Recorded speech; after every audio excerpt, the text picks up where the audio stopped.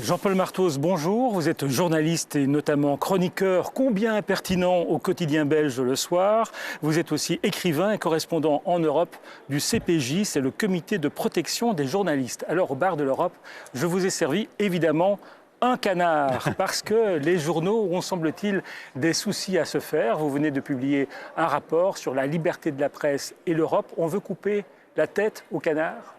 Pas vraiment, non. Je pense que l'Union européenne n'est pas dans cet état d'esprit, mais je pense qu'on peut s'interroger quand même sur la situation de la presse en Europe, à la fois dans son économie, dans son modèle, mais aussi sur la situation de la liberté de la presse en Europe. Il y a un certain nombre de pays européens qui se trouvent en tête de liste des rankings de la liberté de la presse, c'est vrai, mais aussi un certain nombre... Je sens que vous allez parler du président Orban et de la Hongrie. Pas seulement, mais c'est vrai que ça tombe toujours sur lui. Mais ça pose certainement un problème, pas seulement d'ailleurs de liberté de la presse, ça pose un problème pour l'Union européenne. Dans quelle mesure est-ce qu'un État qui fait partie de l'Union européenne pourrait se soustraire aux critères que l'on impose à ceux qui aspireraient, comme la Turquie, à devenir membre? Je crois que c'est la vraie question. Et dans quelle mesure est-ce que l'Union européenne s'est donné les moyens impartiaux pour pouvoir remettre dans le droit chemin, si j'ose dire, un pays qui ne respecterait plus les fondamentaux de l'Union. C'est ça le principe. Alors la Hongrie aujourd'hui est un de ces pays. Il y en a d'autres qui risquent de se retrouver dans la même situation. Par exemple la Slovaquie, par exemple, ou un certain nombre de pays de l'ex-Europe de l'Est qui, sur d'autres dossiers que la presse, mais aussi sur la presse, se retrouvent un peu dans une zone grise et préoccupante. Mais alors, il y a des pays comme la France, par exemple, qui ont adopté des lois antiterroristes, qui sont une menace pour la liberté d'expression, pour la liberté de presse? Oui, elle pourrait l'être. C'est-à-dire qu'avant même l'attentat du 13, il y a eu en fait une loi sur le renseignement, par exemple, qui a été fortement critiquée par des associations, mais aussi par les magistrats. Adoptée en été dernier. Hein. C'est ça, adoptée en été dernier. En disant que, dans le fond, la France se dotait d'un système qui permettait de surveiller massivement l'ensemble des citoyens et que ça pouvait provoquer évidemment un certain nombre de problèmes pour la presse qui dépend de la confidentialité de ses sources pour pouvoir faire son travail. Donc oui, il faut être prudent, je pense, quand on adopte ce type de législation. Et la France, mais ce n'est pas le seul pays, la Grande-Bretagne est dans le même schéma, semble, devant le péril réel que représente le terrorisme, semble prendre des voies qui pourraient conduire à des dérives ou à des emballements. Alors, il y a quand même des pays en dehors de l'Union européenne qui posent davantage de questions et où il y a des situations vraiment inquiétantes. Regardez par exemple ces images, manifestations à Ankara pour dénoncer le fait que 2 journalistes d'un quotidien indépendant ont été mis en examen et en prison. Ils sont accusés d'espionnage.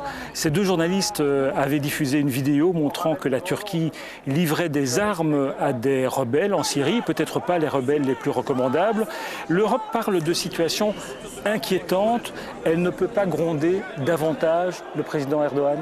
Je pense que l'Europe a fait une analyse qui est correcte dans son rapport de progrès qui a été publié il y a quelques semaines, qui analyse très crûment la situation de la liberté de la presse en Turquie, et que donc elle devrait en tirer les conséquences. C'est-à-dire que ce que je ne comprends pas, c'est que depuis quelques années, il y a une dégradation de la situation des droits de l'homme et de la liberté de la presse en Turquie, et que devant finalement la question des réfugiés, la crise en Syrie, l'Europe panique devant le président Erdogan, alors qu'elle devrait tout simplement négocier en rapport de force, mais sans jamais oublier son drapeau. Son drapeau, c'est quand même la défense de la liberté, et les premiers alliés de l'Europe en Turquie, ce sont ces journalistes qui font un travail extraordinaire, en toute indépendance ou en toute critique, mais qui représentent en fait ces valeurs européennes que l'on veut d'ailleurs que la Turquie respecte si elle rentre un jour dans l'Union européenne. Donc je pense qu'il faudrait une plus grande solidarité. Ce pacte, ces 3 milliards qu'on va verser au président Erdogan pour qu'il garde chez lui les réfugiés, pas très bonne idée? Moi je pense que c'est une concession à une forme de chantage de la part de la Turquie. Je pense que c'est d'ailleurs un très mauvais message envoyé par la Turquie, qui semble d'une certaine manière établir des relations avec l'Europe qui ne soient des relations de partenariat, mais des relations vraiment de bras de fer. Et je pense que ce n'est pas le type de relation qu'il faut établir lorsqu'un pays négocie son adhésion à une union comme l'Union européenne, d'autant plus que ça se fait au détriment finalement de la protection des valeurs que l'on prétend ici défendre au sein de l'Union européenne? Alors, dans quelques jours, on va remettre le prix Sakharov. Le Parlement européen va remettre ce prix à Raif Badawi. C'est un blogueur en Arabie Saoudite qui a été condamné à 10 ans de prison, 1000 coups de fouet, condamné pour simplement avoir réclamé davantage de liberté religieuse, notamment dans son pays. Le rôle des blogueurs aujourd'hui, c'est un rôle tout à fait particulier. Les lanceurs d'alerte aussi, c'est une nouvelle forme de journalisme. Tout à fait. Moi, je pense que les blogueurs représente aujourd'hui une partie du journalisme. Alors, nous, on dit au CPJ, il y a les journalistes professionnels qui ont une carte de presse, mais aussi tous ceux qui contribuent au journalisme, qui en fait commettent ce qu'on appelle des actes de journalisme. C'est-à-dire que dans des sociétés où il n'y a pas cette liberté de la presse, ce sont des blogueurs, ce sont des citoyens, ce sont des professeurs, ce sont aussi des lanceurs d'alerte qui prennent le pas finalement sur les journalistes professionnels qui ne peuvent pas exercer leur métier. Donc ils sont essentiels à la connaissance, à l'information, donc on doit les protéger. Ils font partie finalement du monde de la presse, du monde de l'information. Et là aussi, vous diriez que l'Europe est un petit peu trop molle, trop patiente avec un pays comme l'Arabie Saoudite? Je pense qu'elle a été depuis très longtemps trop patiente et l'exemple du châtiment qui est infligé à Raif Badawi le démontre encore. Mais il y a d'autres personnes. Il y a un poète aujourd'hui qui est menacé de mort pour avoir blasphémé l'islam en Arabie Saoudite. Mais c'est depuis très longtemps que finalement l'Union européenne a à l'égard de l'Arabie Saoudite une relation avec ce pays, une relation ambiguë. À la fois on critique le wahhabisme en disant cette manière de concevoir l'islam qui serait à l'origine du djihadisme ou de l'extrémisme religieux chez nous et ailleurs, et en même temps, on n'arrive jamais finalement à prendre des mesures à l'égard de ce pays, puisque ce pays est considéré comme étant un élément essentiel des intérêts économiques et géopolitiques de l'Occident dans la région. Jean-Paul Martos, prenez une petite boule surprise avec une question surprise que vous allez lire à haute voix et bien sûr sans aucune crainte. Vous venez de publier Objectif Bastogne sur la trace des reporters de guerre américains.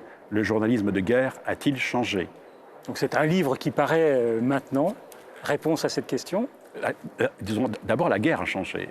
Et les médias ont changé. Et donc, d'une certaine manière, quand j'ai écrit l'histoire de Robert Capa ou de Ernest Hemingway ou de sa femme Martha Gellhorn dans les neiges des Ardennes, c'est vrai que c'était une situation tout à fait différente. C'était un conflit. C'est autre chose que Daesh. Autre chose que Daesh, c'était un conflit total, guerre totale, d'État, où les journalistes faisaient partie d'un camp, qui était le camp à l'époque de la démocratie contre le nazisme, et qui avait à l'égard de leur pays une attitude d'une grande loyauté, ne se posait pas beaucoup de questions sur la légitimité ou non de leur pays. Aujourd'hui, on est dans une situation très différente parce que d'une certaine manière, il y a un doute chez les journalistes sur ce que leur pays veut faire. Quand un pays s'engage, par exemple, comme la France ou même la Belgique ou d'autres pays, pour lutter contre Daesh, quel est l'impact de cette mesure?